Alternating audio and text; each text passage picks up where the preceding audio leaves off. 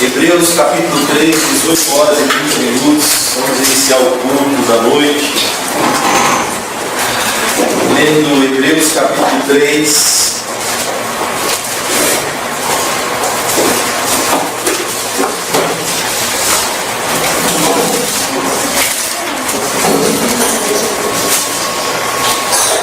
Eu vou ler, os irmãos acompanham a leitura de Hebreus capítulo 3.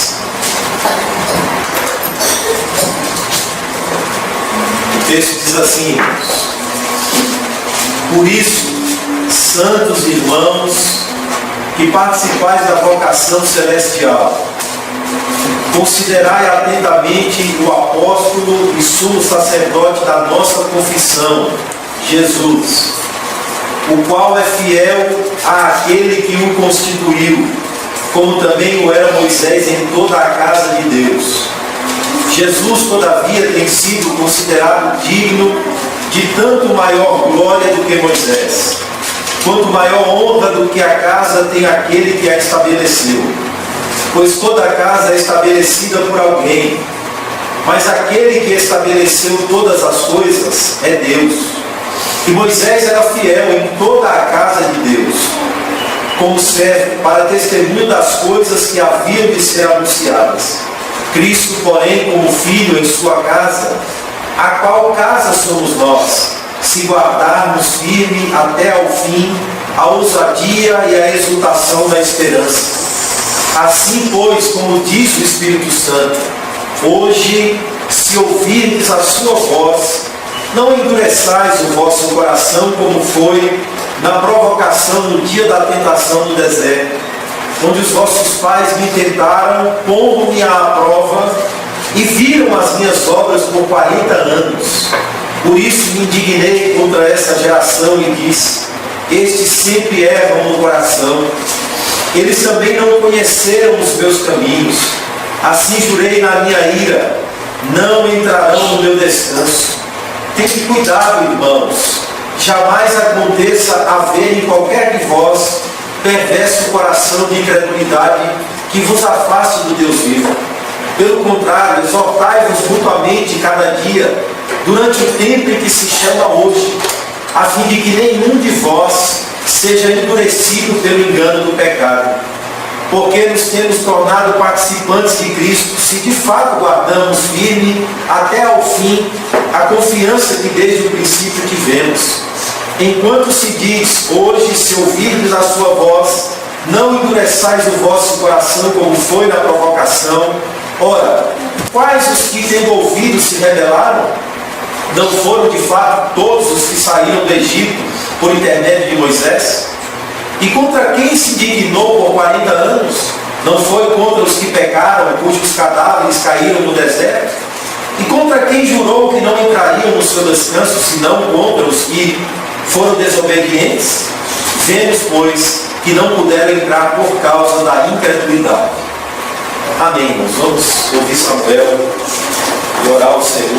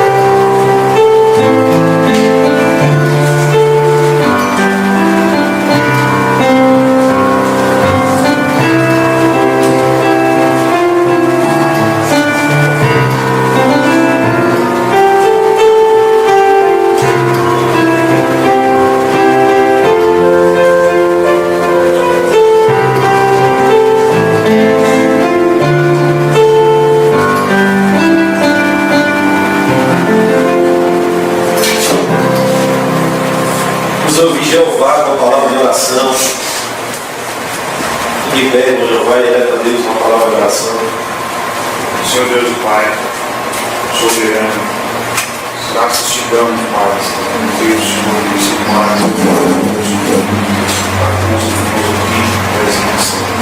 graças te damos por Senhor, nos dar a oportunidade de estar na tua casa, para louvar e conhecer o teu nome. Amém.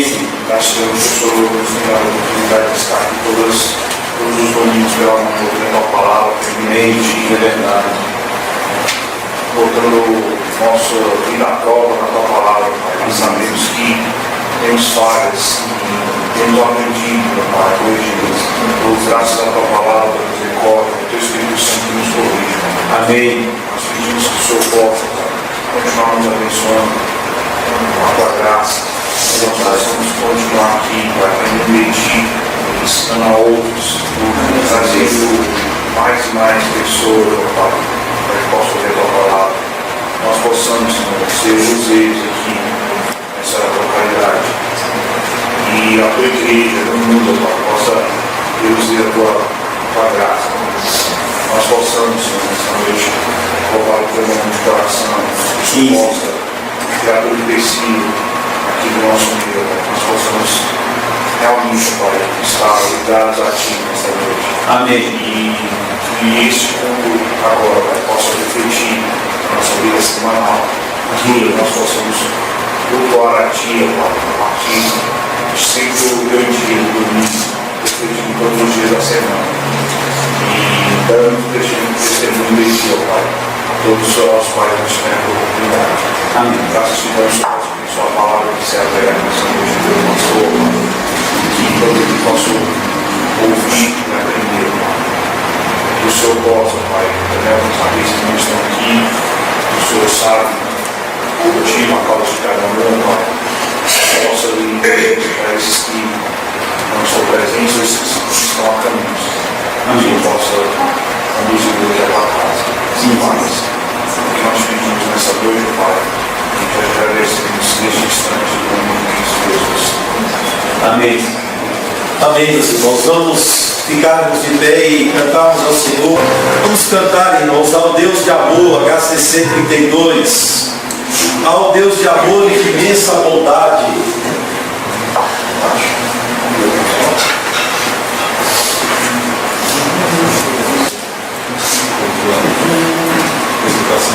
Ao Deus de amor e de imensa bondade.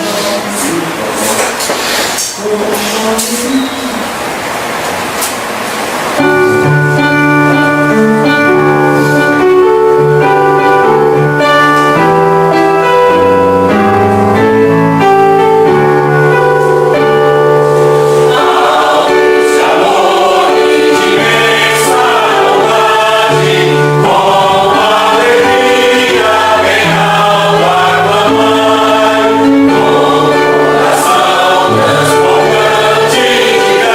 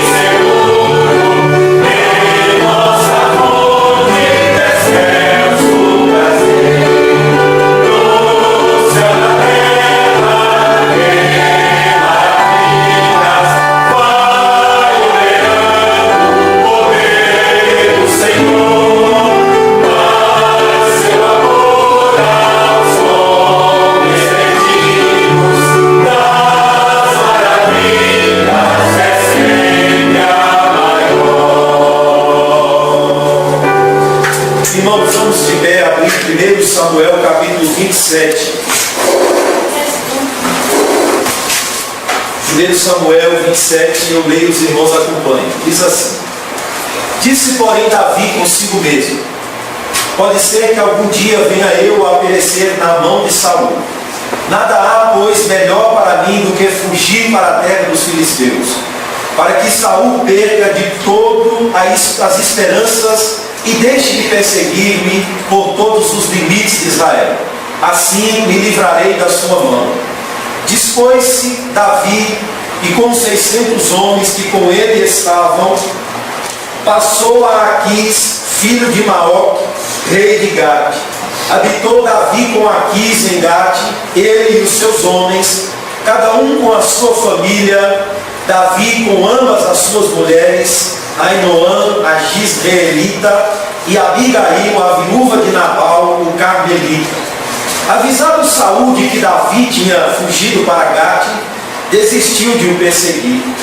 Disse Davi a Aquis: se achei mercê na tua presença, dá-lhe lugar numa das cidades da terra, para que ali habite, porque há de habitar o teu servo contigo na cidade real.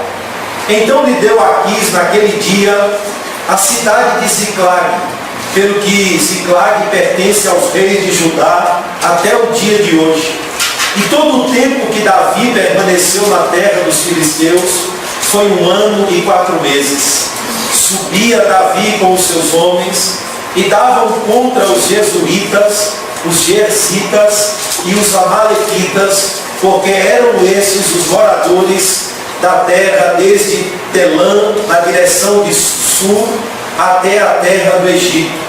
Davi feria aquela terra e não deixava com vida nem homem nem mulher.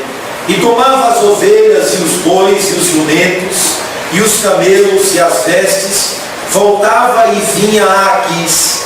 E perguntando a Aquis: contra quem desce hoje?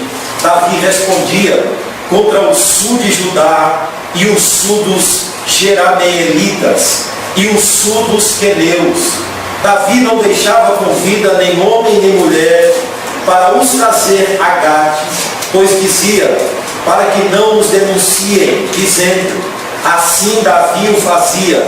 Este era o seu proceder por todos os dias que habitou na terra dos filisteus. Aquis confiava em Davi, dizendo: fez ele por servo aborrecível para com o seu povo em Israel, pelo que me será por servo para sempre. Amém. Vamos orar mais uma vez. Senhor, nós mais uma vez queremos te agradecer pela tua bondade, pela tua graça e misericórdia para com as nossas vidas. Queremos, ó Deus, reconhecer sobre cada um de nós a tua bondade e agradecer, Pai, a ti, porque tu não tens nos privado dos teus favores, da tua graça, do teu amor, mas antes o contrário, Senhor. Ainda que sejamos infiéis, tu tens permanecido fiel aos teus propósitos para com as nossas vidas, Pai. Tu tens sido bondoso, tu tens sido misericordioso para com as nossas casas, as nossas vidas, as nossas famílias. Tu tens sido misericordioso para com a nossa vida espiritual, Senhor, nos dando fartos alimentos, nos dando, Senhor, iluminação da tua palavra, nos dando compreensão mais profunda, mais ampla da tua vontade, de modo, Senhor, que temos sido abastecidos em todos os aspectos. De modo que temos sido enriquecidos, ó Pai, temos sido agraciados com a tua verdade, com o teu amor, com a tua bondade, com a tua graça, Senhor. Mas também queremos te pedir nesta noite, Senhor, se ao ouvirmos a tua palavra mais uma vez aqui neste local, neste culto, ao ouvirmos mais uma vez a tua voz ecoar, Senhor, através da pregação, da leitura, do canto, meu Deus, que o Senhor não deixe com que os nossos corações venham se endurecer contra a tua vontade, Senhor. Que a tua graça nessa noite, Senhor, quebre toda a dureza dos nossos corações. Que o teu Espírito testifique acerca da tua verdade no mais profundo do nosso íntimo, Senhor. Testificando acerca dos nossos erros, dos nossos pecados. E acima de tudo, Senhor, nos dando graça e quebrantamento para te obedecer, Senhor. Amém. Nos dando graça e quebrantamento, Senhor, para nos submeter à tua vontade, ó Deus. É o que nós te pedimos nesta noite, debaixo de Cristo Jesus e da tua graça, Pai, em nome de Jesus. Amém. E aí, vamos, irmãos, de pé, HCC 330.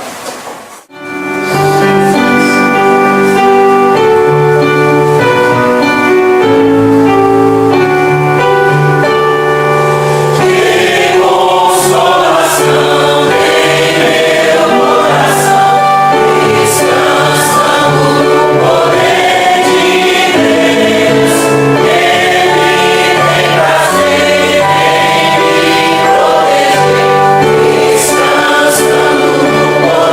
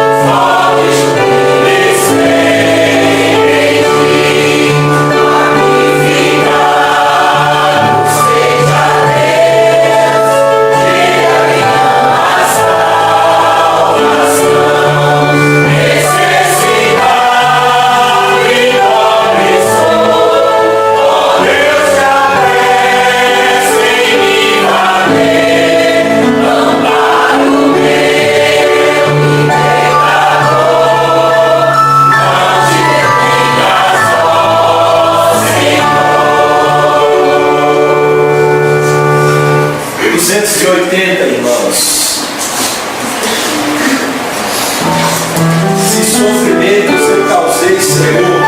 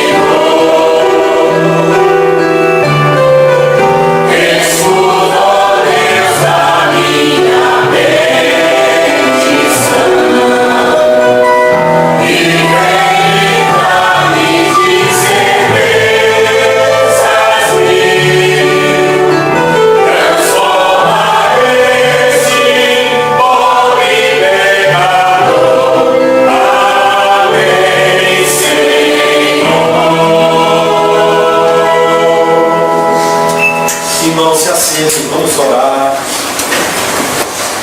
confessar a Cristo os sofrimentos que temos causado a nós mesmos, aos irmãos. Vamos orar e suplicar o favor de Cristo sobre as nossas vidas. Vamos orar, irmãos.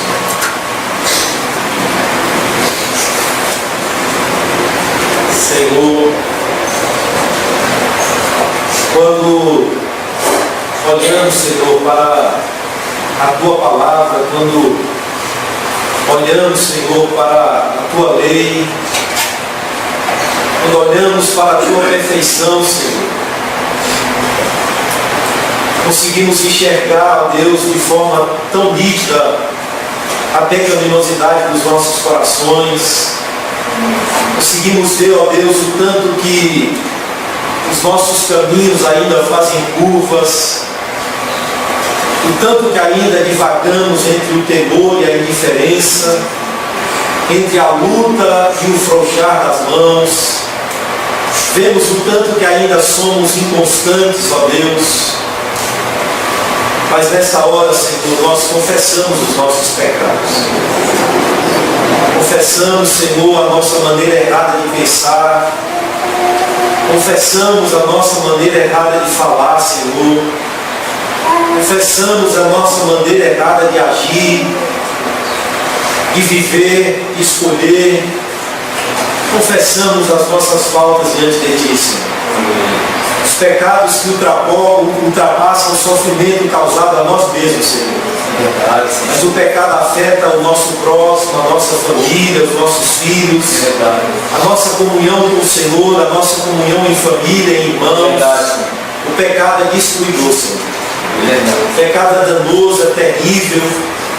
O pecado, Senhor, destrói os mais belos relacionamentos. O pecado acaba com a comunhão, Senhor. Mas nós confessamos a Ti que ainda praticamos, Senhor. É verdade. Ainda praticamos este mal tão terrível, embora sabemos o tanto que ele faz mal. Sim. Embora sabendo as suas consequências terríveis, históricas, embora sabendo, Senhor, tudo aquilo que ele traz como consequência para as nossas vidas, nós ainda praticamos. Mas temos o consolo da Tua palavra em dizer que Se temos pecado, recorramos a Cristo, nosso advogado, pois Ele é fiel e justo para nos perdoar os pecados. É verdade. Perdoa-nos nessa noite, Senhor, através do sangue de Jesus, através do sacrifício de Cristo, da perfeição de Cristo. Pai, perdoa os nossos pecados hoje, e traz aos nossos corações, ó Deus, a santidade de Cristo, a pureza de Cristo, o amor de Cristo, a simplicidade de Cristo, o sentimento de Cristo, Amém. O caráter de Cristo, Amém. Senhor, para que as nossas vidas reflitam a imagem daquele que é perfeito, Cristo, e possamos assim, Senhor, ser verdadeiramente sal, ser verdadeiramente luz. Oh Pai, nós te pedimos muito mais do que o perdão. Amém. Nós pedimos a graça para não mais praticarmos o pecado, Senhor.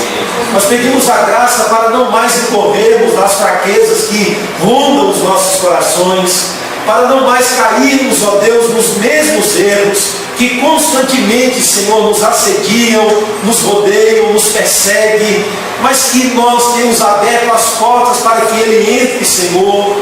Deus, nós pedimos ajuda nessa noite, abrir ao teu povo, a igreja, a fim de que a igreja seja santa, pura, imaculada, Senhor, assim como o Senhor tem planejado para as nossas vidas.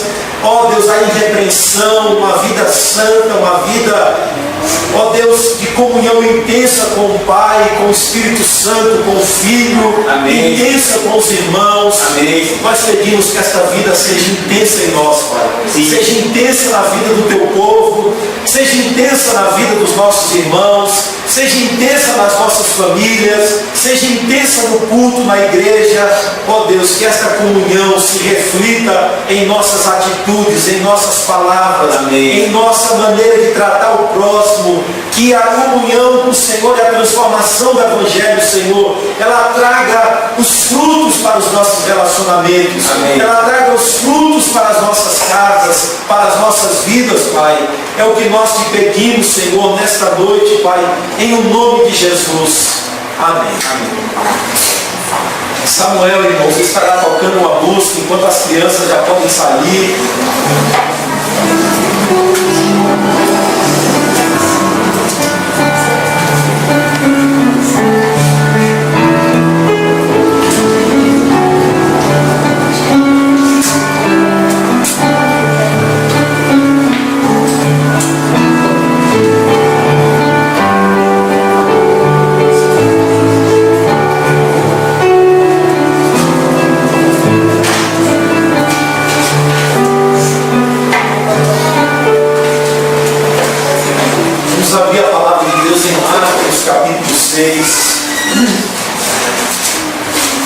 Evangelho de Marcos, capítulo 6.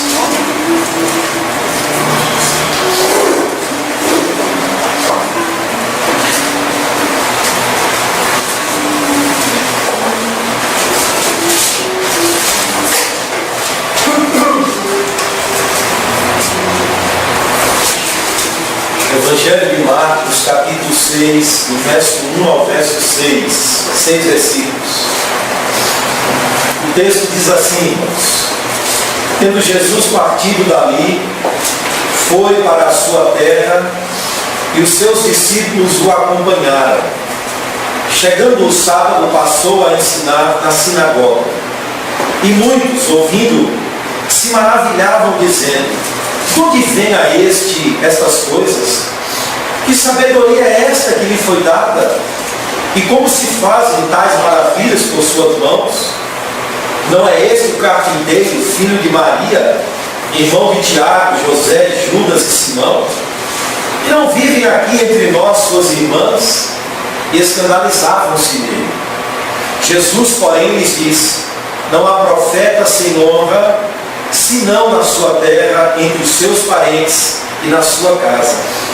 Não pôde fazer ali nenhum milagre, senão curar uns poucos enfermos, impondo-lhes as mãos. Admirou-se da incredulidade deles, contudo, percorria as aldeias circunvizinhas a ensinar.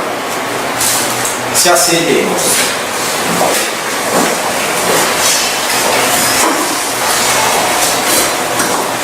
A incredulidade do coração humano, irmãos.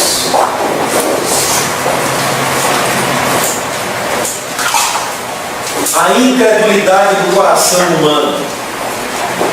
O registro dos milagres de Cristo, que constam dos primeiros capítulos do Evangelho de Marcos, deixou claro a autoridade de Jesus. Deixou claro a todos aqueles que viram, que participaram, que desfrutaram da autoridade do ministério de Cristo e da manifestação do reino através dele. Agora Marcos vai relatar um novo ciclo de acontecimentos, a partir do capítulo 6, que irá revelar a multiplicidade de reações ao ministério de Cristo. A primeira atitude ao ministério de Cristo será marcante, porque Marcos vai deixar claro a manifestação da incredulidade por parte dos nazarenos em relação ao que Cristo fazia, em relação ao que Cristo pregava. Nos acontecimentos anteriores ficou muito claro a fé como destaque. As pessoas que iam a Cristo confiante, embora enfrentando problemas que as forças humanas não davam conta, mas ao ouvir de Cristo, essas pessoas eram agraciadas com a fé e iam a Cristo, e esse destaque foi ressaltado por Marcos em relação à mulher do fluxo de sangue, em relação a Jairo, e a fé foi destacada nesses relatos. Aqui, irmãos, veremos que a incredulidade será destacada. A rejeição dos homens será destacada a partir do capítulo 6 em diante. Cristo irá pregar de forma muito sábia, de forma muito poderosa, mas não obstante a isso, a incredulidade dos homens será marcante. A incredulidade, irmãos, em todas as suas formas, é uma afronta contra a veracidade divina. É uma afronta contra a autoridade e a verdade de Deus. Sendo esse o motivo, o porquê a incredulidade é considerada por Deus um dos pecados gravíssimos manifestados na vida do homem. Hebreus diz que os filhos de Israel não entraram no descanso oferecido por Deus por dois motivos. O primeiro, faltava-lhes fé no coração. Eram desobedientes e incrédulos àquilo que viram e ouviram. E Hebreus deixa bem claro a expressão prática da incredulidade na vida do homem é a desobediência em relação àquilo que Deus falava constantemente ao seu povo. Agora, como a incredulidade vai ser marcante e se manifestar no texto que hora acabamos de ler? Como veremos a incredulidade se manifestando aqui, meus irmãos? O primeiro ponto que veremos claro é que a incredulidade se manifesta mesmo diante de fortes evidências. A incredulidade do homem se manifesta mesmo diante de fortes evidências. Chegou o sábado, Jesus foi à sinagoga ensinar e todos ficaram admirados com seu ensino. Toda a sinagoga foi tomada por essa admiração e perguntaram a si mesmo: que sabedoria é essa? Que manifestação de sabedoria é essa na vida desse homem? Irmão, Jesus volta mais uma vez à sua terra natal. Se lermos o texto com calma, não veremos Marcos citando a cidade de Nazaré, mas veremos o texto dizendo que Jesus volta para os seus, ou para a sua terra. Ou seja, Jesus nasce em Belém, conforme previa as Escrituras, é criado em Nazaré, conforme também previa as Escrituras, mas por rejeição por parte dos nazarenos, ele vai desenvolver o seu ministério em Cafarnaum, na região da Galileia. E ele então volta para junto de sua família mais uma vez, após então manifestar o seu poder lá no endemoniado, na mulher de fluxo de sangue, na vida de Jairo. Ele volta a Nazaré de novo. E lá, irmãos, já havia sido expulso uma primeira vez, já havia desfrutado da rejeição do povo uma primeira vez, ele volta novamente. Mas o que o texto vai mostrar e deixar claro é que Nazaré receber uma segunda oportunidade. Nazaré vai receber novamente a visita de Cristo e receber Cristo novamente na sinagoga. Nazaré, irmãos, era um povoado insignificante, formado por camponeses, por pessoas consideráveis ou consideradas até miseráveis, sem muita tradição, e o adágio da época era: pode vir alguma coisa boa de Nazaré? Quando os discípulos vão dizer a Filipe que encontraram o Messias e disseram a Filipe a sua origem, Filipe pergunta: pode vir alguma coisa boa de Nazaré? Esse era o adágio, porque Nazaré era uma região desprezada, sem muita fama, sem muitos recursos. Mas Marco menciona aqui que Jesus vai voltar lá aos seus discípulos dessa feita o acompanham, estão presentes com ele, e ele não vai sozinho então. Mas não obstante a condição humilde de Nazaré, o texto mostra que lá havia uma sinagoga. Isso mostra que ali havia uma religião judaica forte, arraigada no povo. O povo desfrutava dos sábados na sinagoga para receber a instrução da lei. A religiosidade judaica era predominante na região de Nazaré. Então chega o sábado, como de costume, ele então vai à sinagoga ensinar, e era costume da sinagoga convidar o rabino para apresentar ou expor o texto, a escolha deste. E esse rabino era convidado pelo presidente da sinagoga, então o rabino abria o livro da lei ou os profetas, lia o texto e fazia a aplicação sobre a vida do povo.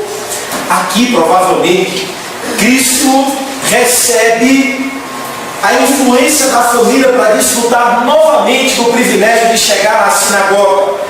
E o costume do culto então era não somente convidar um rabino, mas uma pessoa, dentre as pessoas que estavam visitando ou os presentes da sinagoga, poderia ser convidado pelo presidente a vir à frente e expor um texto. Jesus se apropria dessa oportunidade, dessa permissão, e vai ensinar. Marcos não cita o texto, Marcos não cita a parte dos profetas que ele está lendo, ou os salmos, não. O ponto marcante do texto, ou da ação e atuação de Cristo na sinagoga, foi a forma como ele ensinou. Foi a maneira como ele expôs a palavra de Deus. E naquele sábado havia muitas pessoas lá, mas algo diferente aconteceu naquele dia. Aconteceu. Cristo ensina a palavra de Deus de modo que causa reação nas pessoas. O texto diz que as pessoas ficaram maravilhadas. Maravilhadas é a primeira expressão. Maravilharam-se da sua forma de ensinar e da sua sabedoria, e começam a fazer perguntas e mais perguntas. Irmãos, eles não conseguiram fugir da impressão inicial do ensino de Cristo. Não. O impacto da verdade apresentada foi tão grande, que a coletividade da sinagoga é tomada por esta admiração que causa perplexidade ao povo. De onde vem a este tamanha sabedoria? Aqui, irmãos, não se pensa em uma parte da sinagoga admirada com o ensino dele. Não. A Bíblia Viva traduz muito bem esse texto quando diz que todo o povo ficou admirado. Todo o povo ficou maravilhado com o ensino de Cristo. Pois essa é a ideia de que toda a sinagoga é tomada por um silêncio, é tomada por uma admiração, e ficam maravilhados com a forma como aquele homem, naquela manhã de sábado, estava ensinando a palavra de Deus. E começam a perguntar: como pode? De onde vem a este essas coisas? Esse homem não frequentou as melhores escolas. Começa a passar pela cabeça do povo. Essas coisas ele não pode ter aprendido aqui em Nazaré. Não se tem uma escola tradicional judaica. Ele não tem currículo acesso às melhores escolas. De onde vem? A segunda pergunta diz respeito ao seu ensino. Que sabedoria é essa? Irmãos, Cristo estava ensinando nada mais, nada menos do que aquilo que eles tinham acesso todo sábado: a lei, os profetas, o Velho Testamento. E Cristo fazia a interpretação correta. Vimos no início do Evangelho de Marcos, quando ele abre o texto de Isaías e diz que em mim se cumpriu essa palavra, ou essa porção da Escritura, porque o Espírito de Deus me ungiu para pregar a libertação aos cativos, anunciar boas novas, anunciar o ano aceitável do Senhor. Cristo lia o texto, interpretava o texto como o rabino fazia e aplicava ao povo. Irmãos, todo rabino referendava o seu ensino através da sua escola e do seu mestre. Ou seja, um rabino, para ter o seu ensino referendado e aceito e recebido pelo povo, ele tinha que dizer, assim como diz Gamaliel, assim como diz a escola de Shammai. Então, o ensino judaico, a tradição judaica era permeada por esta genealogia educativa entre rabino e mestre. E quanto mais um rabino recomendava ao seu professor, mais ele tinha moral perante o povo, mais ele tinha aceitação perante o povo. Agora, isso trouxe problema. Por quê? Começou-se a ensinar uma tradição judaica. O povo começou a fugir da interpretação correta da palavra de Deus e começaram a se apegar firmemente à tradição dos pais, ao ponto de Jesus dizer: vocês estão anulando a palavra de Deus por causa da tradição dos pais. Agora aqui Jesus não. Ele se apropria do texto bíblico, traz a interpretação correta do texto bíblico, se distanciando daquela tradição que se repetia sábado após sábado, e o povo fica maravilhado. Mas chega Cristo ensinando a Escritura e o povo fica perplexo, maravilhado, aplicando o texto de forma correta às necessidades espirituais do povo, e o povo fica admirado, maravilhado. Querem saber que sabedoria é essa? Não pode. De onde vem? Agora a terceira pergunta faz menção aos milagres de Cristo. Veremos ainda no versículo de número 3. E como se fazem tais milagres por suas mãos? A terceira pergunta, irmãos, faz menção aos sinais do reino. O reino está se manifestando de uma forma incontestável. O reino vem com palavra de sabedoria e demonstração de poder. Toda a sabedoria, bem como a manifestação do poder de Cristo, revelam de que esse reino está se manifestando. E muito mais, irmãos. A atuação do ministério terreno de Cristo revela o cumprimento de Isaías, porque o Espírito de Deus me ungiu. Ou seja, os sinais revelam a plenitude do Espírito de Deus atuando sobre a vida de Cristo. A promessa messiânica está se cumprindo de forma clara, inequívoca, perante o povo, de modo que eles se admiram com o seu ensino, com a sua sabedoria, e ficam perplexos com as manifestações do reino. De onde vem o poder? De onde vem a sabedoria? São claros os sinais da chegada do reino, são claros. De modo que o povo de Nazaré estão diante de todo o Evangelho. Eles estão diante de toda a evidência clara da manifestação completa do Evangelho, que vem com ensino, com sabedoria e com manifestações de sinais. Eles estão diante de todo o Evangelho. De modo, irmãos, que eles não têm como fugir a esse primeiro impacto, porque o reino está chegando aonde as trevas humanas dominavam. E este impacto é uma manifestação poderosa que traz admiração ao povo. Que é isso? Que ensino é esse? ficam todos maravilhados, ou seja, o povo está diante de fartas evidências. Fartas evidências. Mas não obstante a isso, a incredulidade vai se manifestar. A admiração coletiva não irá significar necessariamente uma resposta de fé. Não. Em relação àquilo que Jesus ensinou, essa história, irmãos, é muito importante porque está próximo de um contexto onde a fé se manifestava, muito mais do que a admiração. Está aqui sendo levado ainda adiante o tema de uma fé que se manifesta diante dos ensinos e do poder de Cristo. Mas aqui, Nazaré está somente admirado e perplexo com o seu ensino. Estão diante de manifestações claras do reino de Deus, mas não obstante a isso, a descrença está tomando conta do coração dos ouvintes. A incredulidade vai se manifestar mesmo havendo fartas evidências da manifestação de Deus. A incredulidade vai se manifestar mesmo havendo uma calorosa exposição da palavra de Deus. Às vezes pensamos assim, que o que falta a nós, as pessoas, que o que falta à igreja, para que esta fique mais firme, para que as pessoas recebam o Evangelho, para que elas estejam mais compromissadas com a palavra de Deus, é uma exposição da palavra de Deus bem elaborada.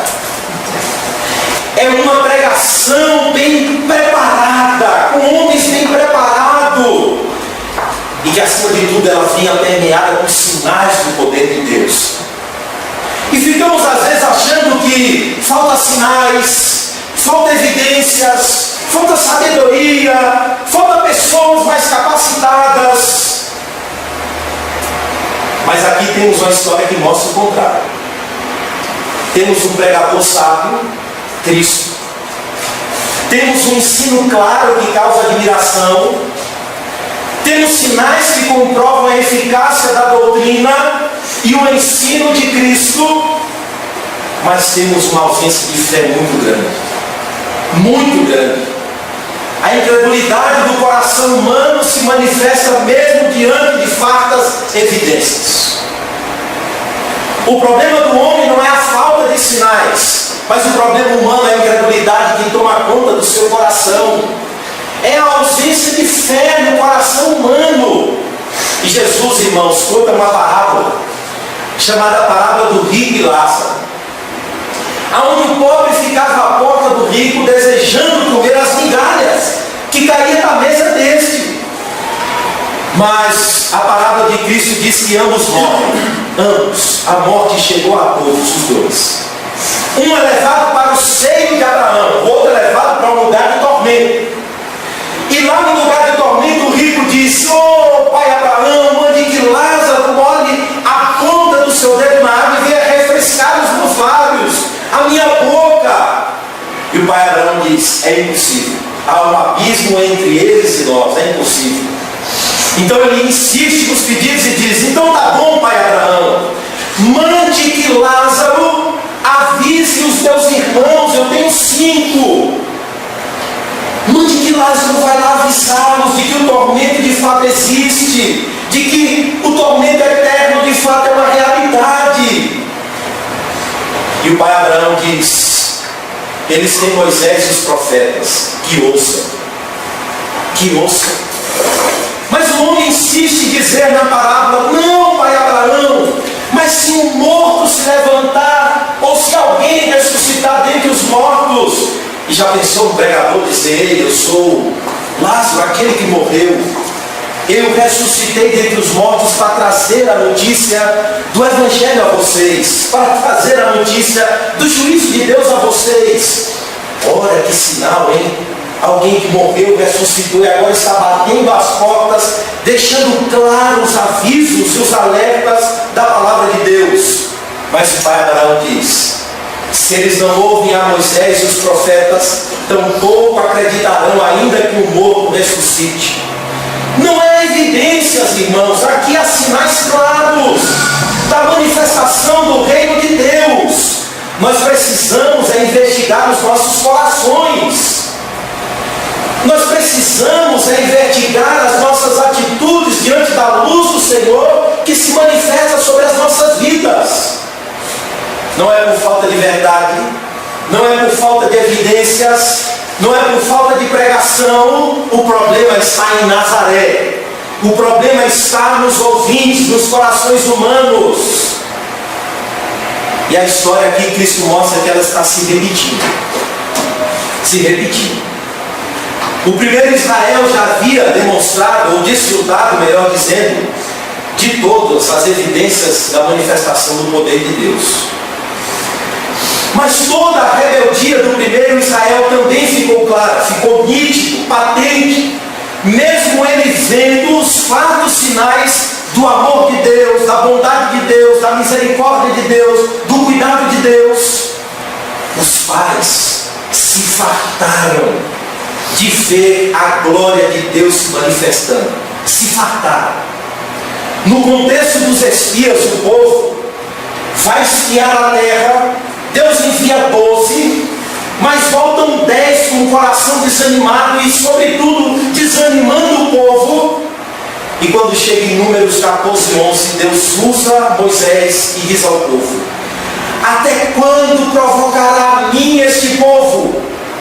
Até quando este povo não me crerão, vendo todos os sinais que fiz no meio deles?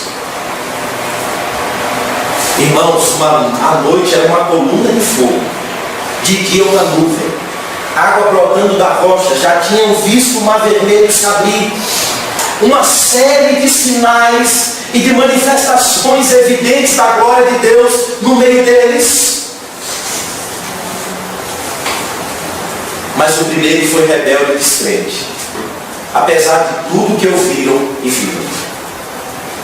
O segundo está diante daquele que é maior do que Moisés, Cristo. O segundo Israel, Nazaré, está diante daquele que é maior do que Elias. O segundo Israel está diante daquele aonde todos os profetas eram mera sombra pálida dele, e todos apontavam para ele. Nazaré está diante daquele, ou está diante de Cristo, para onde a lei apontava. Está diante de quem os profetas pronunciaram. Melhor, Israel está diante do próprio Deus encarnado. Há evidências maiores do que essas? Há manifestações mais terríveis de Deus do que Cristo encarnado?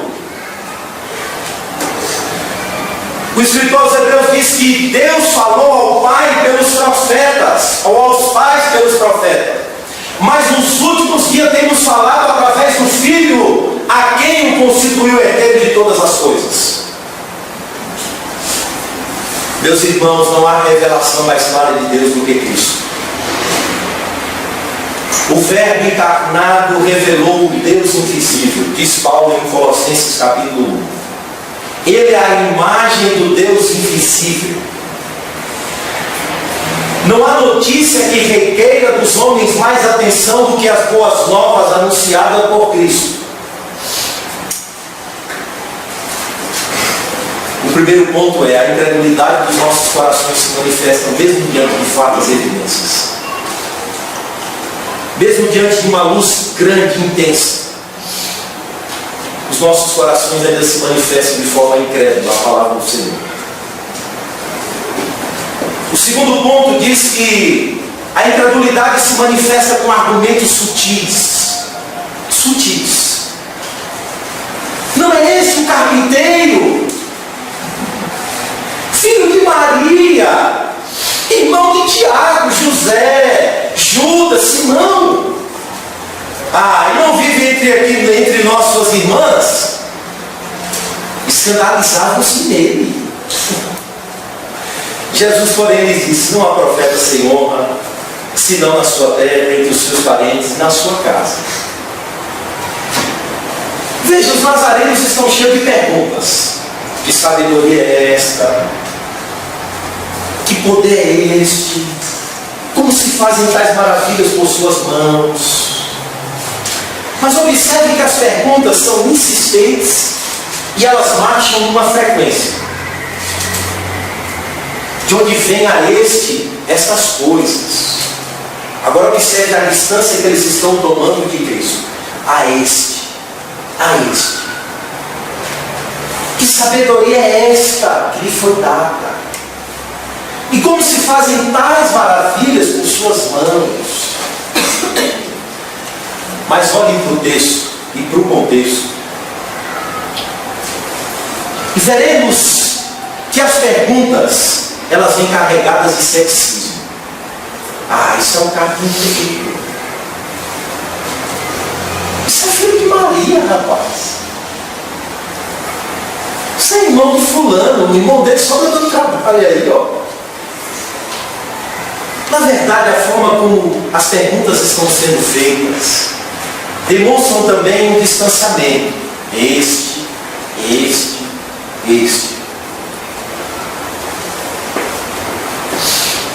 Ou seja, não são perguntas de admiração ou de alguém que está admirado com o ensino e está aberto ao que é novo.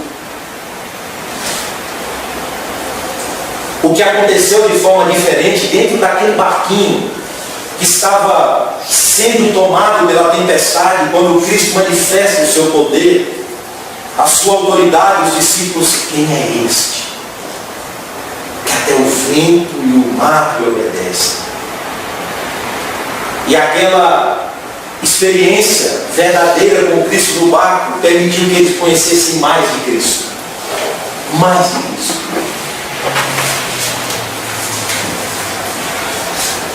Mas o versículo de número 3 mostra claramente que a incredulidade faz o homem levantar muros para se defender da verdade. É um carpinteiro, filho de Maria. Por isso os homens, ou nós mesmos, criamos uma série de argumentos e construções para rejeitar a verdade, a pregação. Vejam o que eles estão procurando enfatizar. Vejam. Mesmo tendo a admiração inicial em relação ao ensino, veja o que eles estão tentando fazer: dar uma virada de mesa.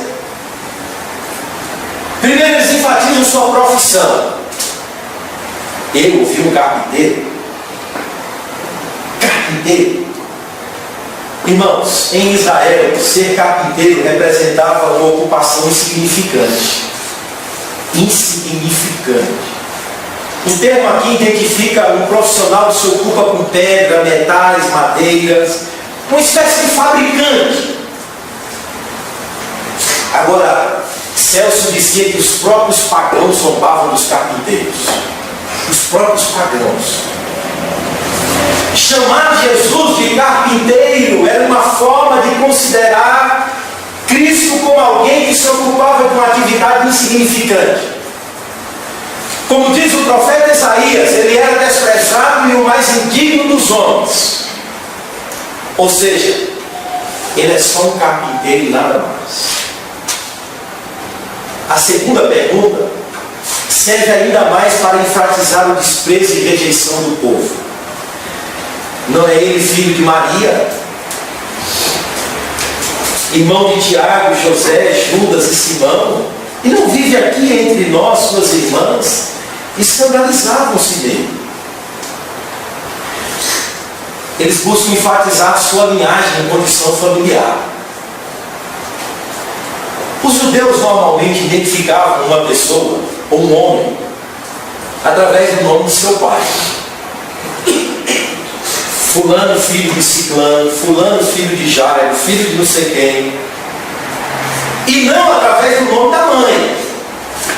Mesmo sendo ainda um pai morto, ou o pai já morto, mesmo assim eles enfatizavam o nome do pai. Esse versículo aqui, irmãos, filho de Maria, indica uma persistente ou persistentes rumores de que Jesus havia nascido antes da consumação do casamento e provavelmente estavam sendo considerados por eles filho legítimo. Isso é um filho legítimo, rapaz. E nos filhos ilegítimos, irmãos, esperava-se tudo: rebeldia, blasfêmia, Sobre os filhos ilegítimos repousava o desrespeito em relação à sua religiosidade. Agora, o tempo do verbo escandalizar dele mostra de que esse escandalizar é um processo que está tomando conta do coração deles. À medida que as perguntas estão avançando, à medida que eles estão fazendo perguntas, eles estão se escandalizando em Cristo. O escândalo foi tomando volume, foi amadurecendo, e vários argumentos foram sendo levantados. Agora, contra a pregação do Evangelho, escandalizavam-se nele, diz Marcos. Mas a pergunta que eu faço aos irmãos é: o que representam essas perguntas? O que representam essa política difamatória dos nazarenos? O que representam essas questões levantadas? Não venham se desculpar. Vocês foram impactados inicialmente com o ensino, ficaram admirados. Os sinais de Cristo são claros. Eles mesmos ficam perplexos. Que sabedoria é essa? Mas agora estão escandalizados nele. Tem alguma coisa por trás disso. Aqui vemos uma tentativa sutil, irmãos, de tentar levantar muros contra a verdade, de tirar o foco daquilo que é o principal, o seu ensino, a sua palavra, os sinais claros, e mudar para um outro foco menos importante: sua origem de nascimento, seus irmãos, sua mãe. Aqui vemos muitas vezes, ou como muitas vezes o pecado age de maneira sutil em nossas argumentações. Vemos como ele age, irmãos, fazendo com que levantemos considerações ou coisas que são menos importantes em relação ao que de fato aquilo que é preciso ser considerado, a palavra de Deus, a pregação. O pecado se apega a coisas insignificantes, faz com que eu e você coamos mosquito e engolamos camelo, ou tomemos camelo para engolir. Mas essa já é em si uma artimanha, irmãos, para esconder em nós um princípio maior, que é a nossa natural rejeição à verdade de Deus. Natural.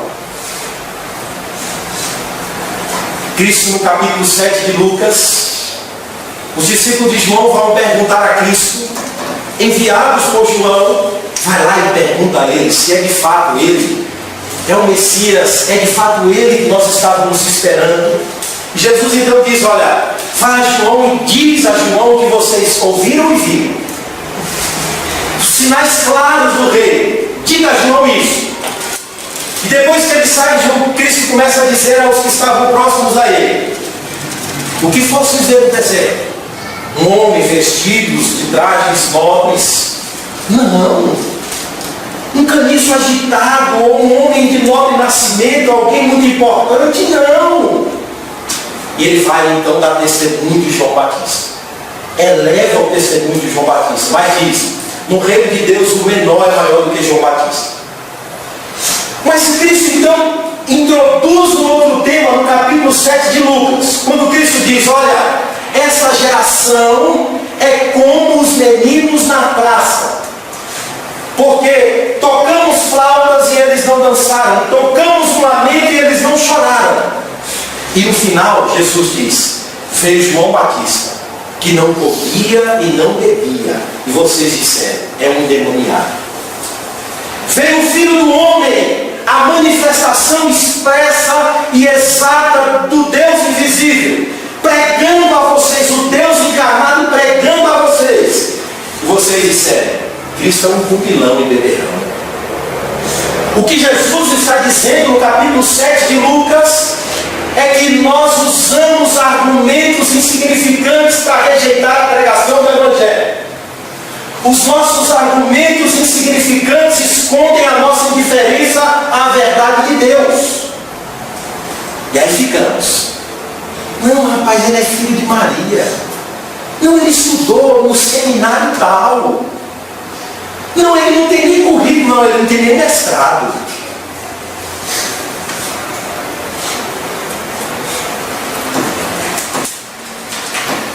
Agora eu pergunto, o que é mais importante? O nome de sua mãe? O nome de seus irmãos? A sua profissão? Ora, isso eles já conheciam, sabiam. Isso é tão claro que eles estão enfatizando eles mesmos.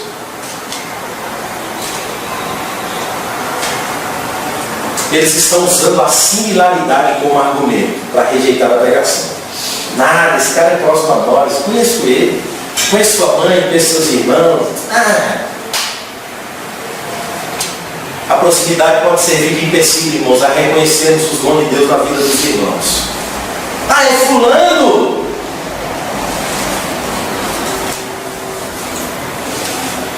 E Cristo então usa um provérbio.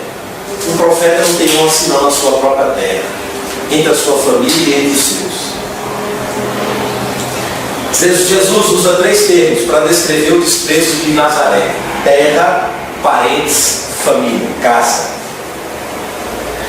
Desse modo, Jesus fala aqui de seu próprio sofrimento, do nosso próprio sofrimento, de uma rejeição em relação ao seu próprio povo, à sua própria família. Ele veio para os que eram seus, mas os seus não o receberam. Um povo que está preferindo considerar coisas menores em dar ouvido a coisas mais importantes.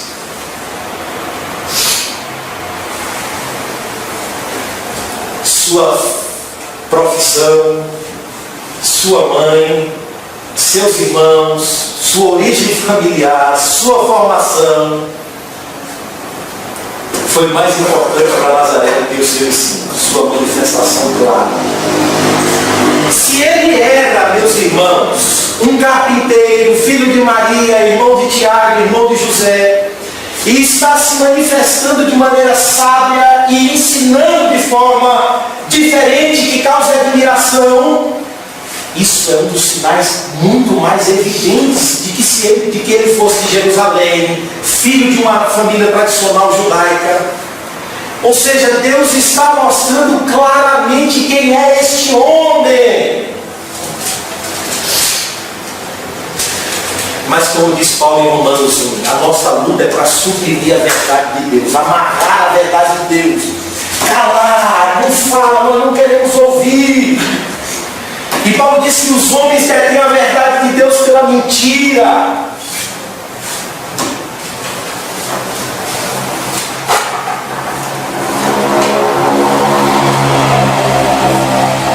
O pecado faz com que a gente crie argumentos sutis para rejeitar a verdade. Vamos aqui sem endemoniado, Cristo é comilão, filho de Maria, carpinteiro. Agora, que importância tem isso em relação àquilo que está sendo ensinado, a palavra de Deus? Jesus está ensinando sobre verdades eternas e um homem se levanta no meio do auditório e diz: Senhor, pega meus irmãos que dividam a herança comigo.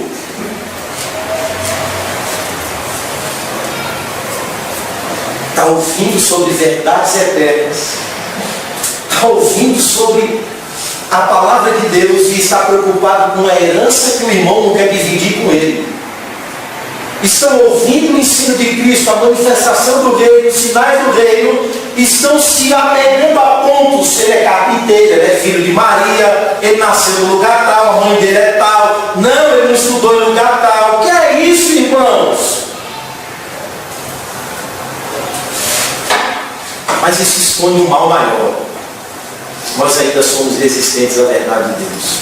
Amém.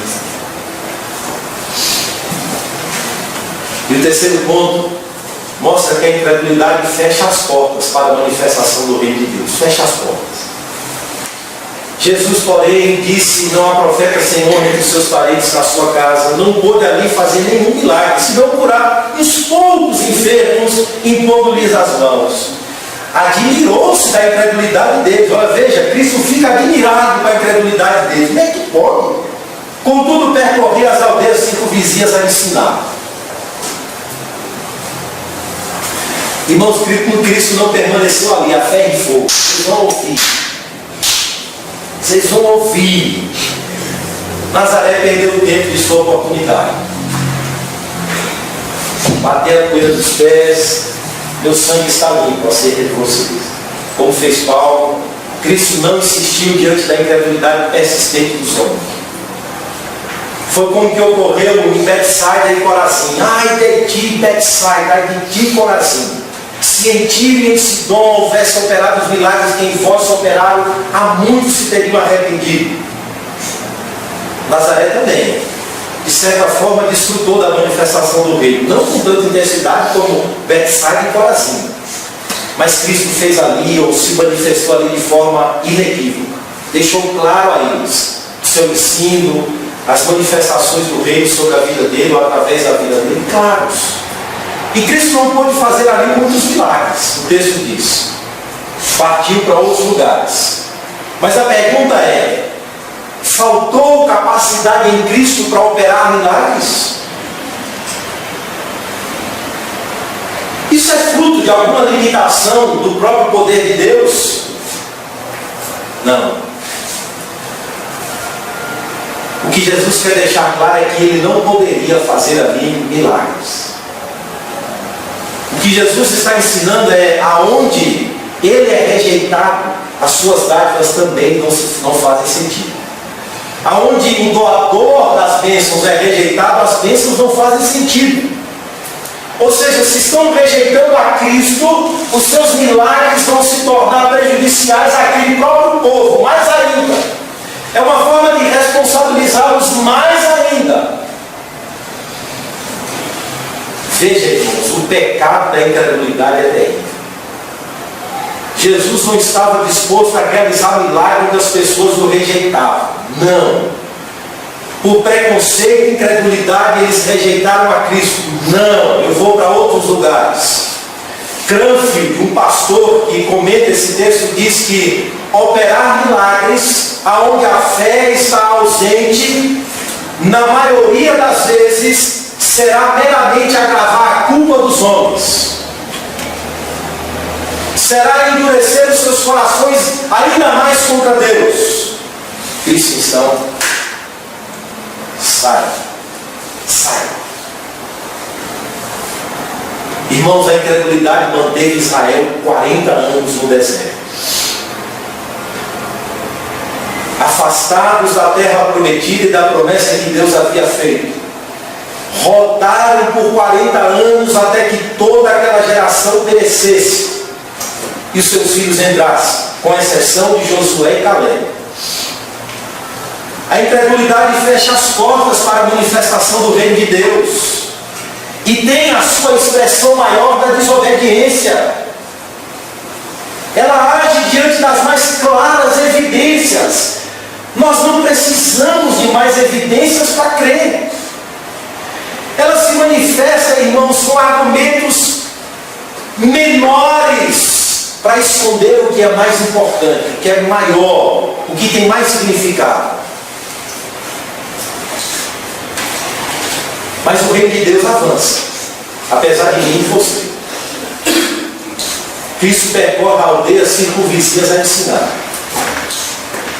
É evidente que o reino onde é rejeitado não vem com a proporção que ele é capaz de vir.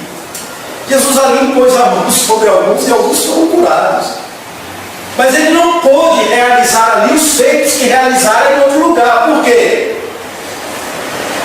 É o lugar dele. Rejeitam a Cristo. Agora o texto termina invertendo as coisas. Eles se admiram com o ensino de Cristo, agora Cristo vai se admirar com a incredulidade deles. Irmãos, Deus se admira da nossa própria incredulidade. A perplexidade de Cristo aqui é grande. E se dá pelo fato de que em Nazaré, sua palavra se manifestou de forma tão clara, mas tão clara, que o natural seria responder com fé. O natural seria crer. Não. Pelo contrário. Eles rejeitam. A incredulidade, irmãos, faz Deus se admirar.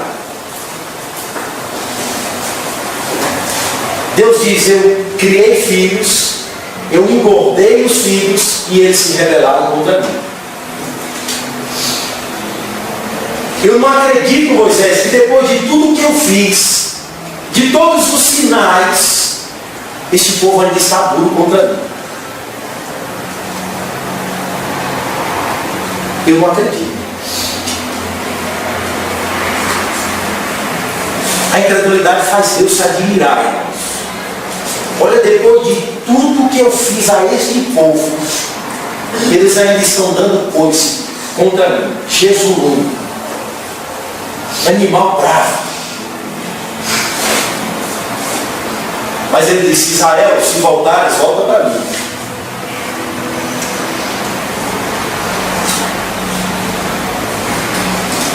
É como se Deus dissesse assim: não é possível, eu não estou acreditando. Eu não estou acreditando. Vocês ainda estão duvidando, incrédulos, desobedientes. Eu não acredito. Admirou-se da incredulidade deles. Cristo está dizendo: não é possível. A que ponto que chega a incredulidade no coração humano? A que ponto? É como se você desse um prato de comida a um faminto e ele rejeitasse. Olha, o cara está morto de fome, ele dá comida. Essa é a perplexidade divina. Essa é a admiração de Cristo em relação às nossas atitudes.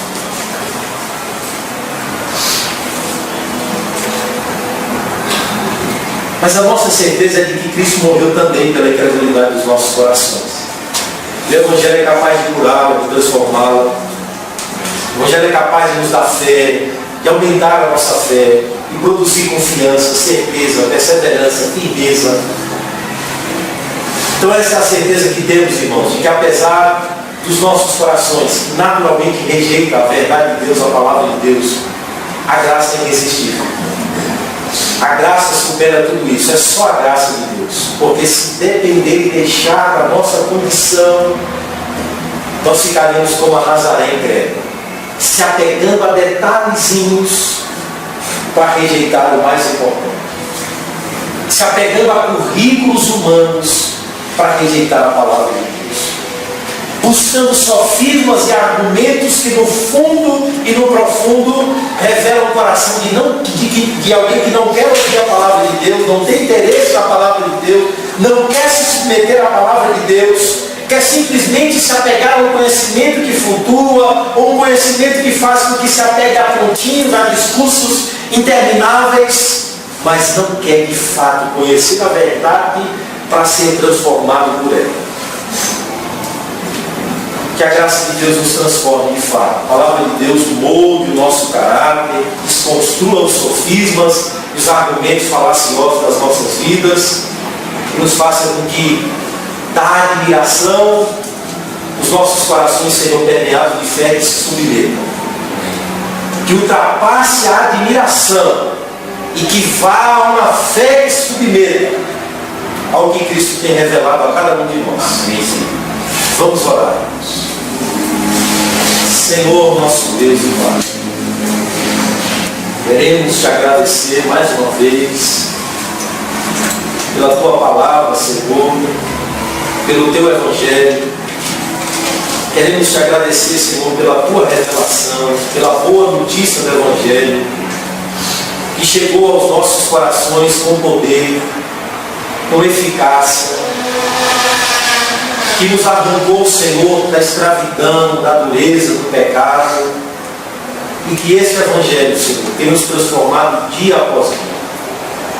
Mas reconhecendo, Senhor, que ainda a nossa natureza levanta trincheiras, muros, argumentos, sofismas, para rejeitar a tua verdade, Senhor, para rejeitar a tua palavra. E o pecado faz com que nos apeguemos, ó Deus, a coisas tão mínimas, tão pequenas, como a origem da família, como a herança religiosa, como o currículo, a formação. Tudo isso para rejeitar uma pregação que foi de encontro aos nossos pecados, aos nossos interesses, aos nossos pensamentos. E foi de encontro, Senhor, aquilo que de fato precisamos abandonar. Mas em nossa resistência lutamos Em nossa resistência argumentamos. Tudo isso para não deixar, Senhor.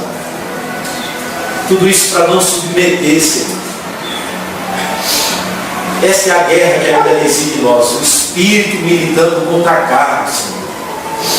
Mas nós pedimos a Ti, Senhor, que os nossos corações sejam tomados de uma fé que submeta de forma coerente aquilo que temos ouvido, Senhor. Amém, Senhor. Os nossos corações sejam quebrantados, ó Deus, nossos corações sejam tomados, ó Deus, de uma humildade, as nossas vidas sejam humildes ao ponto de nos humilharmos diante da Tua presença. Amém. Para que a vida de Cristo se estabeleça em nós, Pai. Para que a Tua palavra, ó Deus, de fato ela venha ser, ó Deus, a vara de medir, ela seja a regra de fé e vida prática, para que a Tua palavra, Senhor, seja de fato, ó Deus, aquilo que venha transformar os nossos caminhos. Amém. Deus, é o que nós te pedimos, meu Pai, em nome de Jesus. Amém. Amém.